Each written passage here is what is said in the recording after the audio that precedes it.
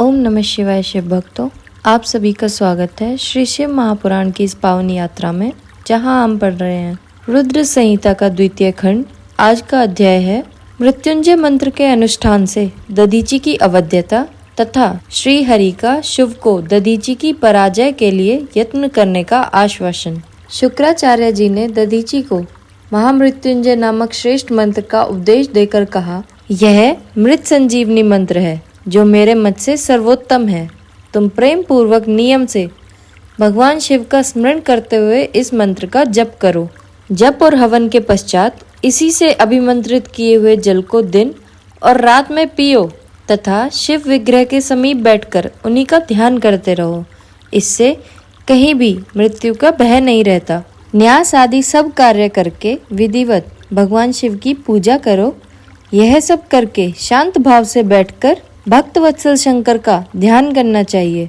मैं भगवान शिव का ध्यान बता रहा हूँ, जिसके अनुसार उनका चिंतन करके मंत्र जप करना चाहिए। इस तरह निरंतर जप करने से बुद्धिमान पुरुष भगवान शिव के प्रभाव से उस मंत्र को सिद्ध कर लेता है।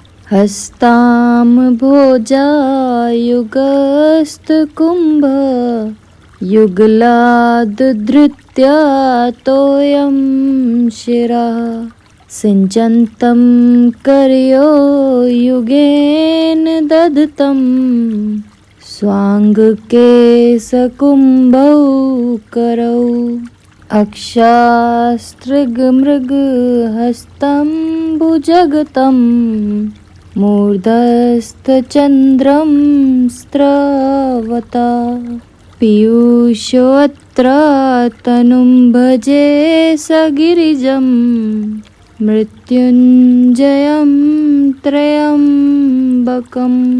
अर्थात जो अपने दो कर कमलों में रखे हुए दो कलशों के जल निकालकर उनसे ऊपर वाले दो हाथों द्वारा अपने मस्तक को सींचते हैं, अन्य दो हाथों में दो घड़े लिए उन्हें अपनी गोद में रखे हुए तथा शेष दो हाथों में रुद्राक्ष एवं मृग मुद्रा धारण करते हैं, कमल के आसन पर बैठे हैं, सिर पर स्थित चंद्रमा से निरंतर झरते हुए अमृत से जिनका शरीर भीगा हुआ है तथा जो तीन नेत्र धारण करने वाले हैं, उन भगवान मृत्युंजय का जिनके साथ गिरिराज नंदिनी उमा भी विराजमान है, मैं चिंतन करता हूँ। ब्रह्मा जी कहते हैं, तात मुनिश्रेष्ठ दधीचि को इस प्रकार उपदेश देकर शुक्राचार्य भगवान शंकर का स्मरण करते हुए अपने स्थान को लौट गए। उनकी वह बात सुनकर महामुनि दधीचि बड़े प्रेम से शिव जी का स्मरण करते हुए तपस्या के लिए वन में गए। वहां जाकर उन्होंने विधि पूर्वक महामृत्युंजय मंत्र का जप और प्रेम पूर्वक भगवान शिव का चिंतन करते हुए तपस्या प्रारंभ की। दीर्घ काल तक उस मंत्र का जप और तपस्या द्वारा भगवान शंकर की आराधना करके दधीचि ने महामृत्युंजय शिव को संतुष्ट किया। महामुने उस जप से प्रसन्न चित्त हुए। भक्त वत्सल भगवान शिव दधीचि के प्रेमवश उनके सामने प्रकट हो गए। अपने प्रभु शंभु का साक्षात दर्शन करके मुनीश्वर दधीचि को बड़ी प्रसन्नता हुई। उन्होंने विधि पूर्वक प्रणाम करके दोनों हाथ जोड़ भक्ति भाव से शंकर का स्तवन किया। तदंतर मुनि के प्रेम से प्रसन्न हुए शिव ने च्यवन कुमार दधीचि से कहा, तुम वर मांगो। भगवान शिव का यह वचन सुनकर भक्त शिरोमणि दधीचि दोनों हाथ जोड़कर नतमस्तक हो भक्त वत्सल शंकर से बोले, देवादेव महादेव, मुझे 3 वर दीजिए। मेरी हड्डी वज्र हो जाए, कोई भी मेरा वध ना कर सके और मैं सर्वत्र अधीन रहूं, कभी मुझ में दीनता ना आए। दधीचि का यह वचन सुनकर प्रसन्न हुए परमेश्वर शिव ने तथास्तु कहकर उन्हें वे तीनों वर दे दिए। शिव जी से 3 वर पाकर वेद मार्ग में प्रतिष्ठित महामुनि दधीचि आनंद मग्न हो गए और शीघ्र ही राजा शिव के स्थान में गए। महादेव जी से अवध्यता, वज्र में अस्थि और अधीनता पाकर दधीचि ने राजेंद्र शिव के मस्तक पर लात मारी। फिर तो राजा शिव ने भी क्रोध करके दधीचि पर वज्र से प्रहार किया। वे भगवान विष्णु के गौरव से अधिक गर्व में भरे हुए थे, परंतु शिव का चलाया हुआ वह वज्र परमेश्वर शिव के प्रभाव से महात्मा दधीचि का नाश ना कर सका। इससे ब्रह्म कुमार शिव को बड़ा विस्मय हुआ। मुनीश्वर दधीचि की अवध्यता, अधीनता तथा वज्र से भी बढ़ चढ़कर प्रभाव देखकर ब्रह्म कुमार शिव के मन में बड़ा आश्चर्य हुआ। उन्होंने शीघ्र ही वन में जाकर इंद्र के छोटे भाई मुकुंद की आराधना आरंभ की। वे शरणागत पालक नरेश मृत्युंजय सेवक दधीची से पराजित हो गए थे। शिव की पूजा से गरुड़ध्वज भगवान मधुसूदन बड़े संतुष्ट हुए। उन्होंने राजा को दिव्य दृष्टि प्रदान की। उस दिव्य दृष्टि से ही जनार्दन देव का दर्शन करके उन गरुड़ध्वज को शिव ने प्रणाम किया और प्रिय वचनों द्वारा उनकी स्तुति की।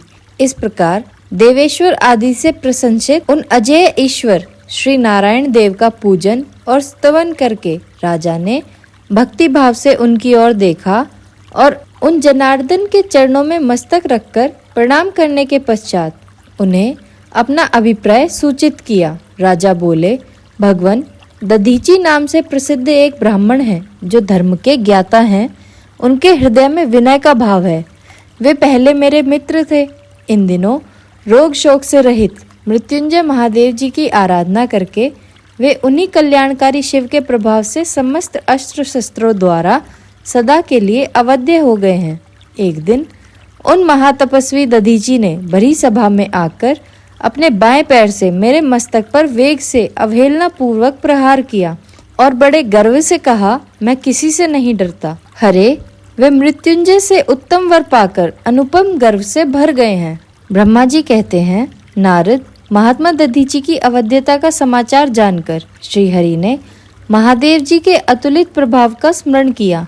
फिर वे ब्रह्मपुत्र राजा शिव से बोले, राजेंद्र, ब्राह्मणों को कहीं थोड़ा सा भी भय नहीं है। भूपते, विशेषतः रुद्र भक्तों के लिए तो भय नाम की कोई वस्तु है ही नहीं। यदि मैं तुम्हारी ओर से कुछ करूं तो ब्राह्मण दधीची को दुख होगा और वह मुझ जैसे देवता के लिए भी शाप का कारण बन जाएगा। राजेंद्र, दधीची के शाप से दक्ष के यज्ञ में सुरेश्वर शिव से मेरी पराजय होगी और फिर मेरा उत्थान भी होगा। महाराज, इसलिए मैं तुम्हारे साथ रहकर कुछ करना नहीं चाहता। मैं अकेला ही तुम्हारे लिए दधीची को जीतने का प्रयत्न करूंगा। भगवान विष्णु का यह वचन सुनकर शिव बोले, बहुत अच्छा, ऐसा ही हो। ऐसा कहकर वे उस कार्य के लिए मन ही मन उत्सुक हो प्रसन्नता पूर्वक वहीं ठहर गए। हमारा यह अध्याय यहीं समाप्त होता है। कल हम पढ़ेंगे भगवान विष्णु को दधीची के द्वारा शाप। वीडियो को लाइक और चैनल को सब्सक्राइब करना ना भूले। इससे हमें इस ज्ञान को दूसरों तक पहुंचाने में मदद मिलती है। हर हर महादेव।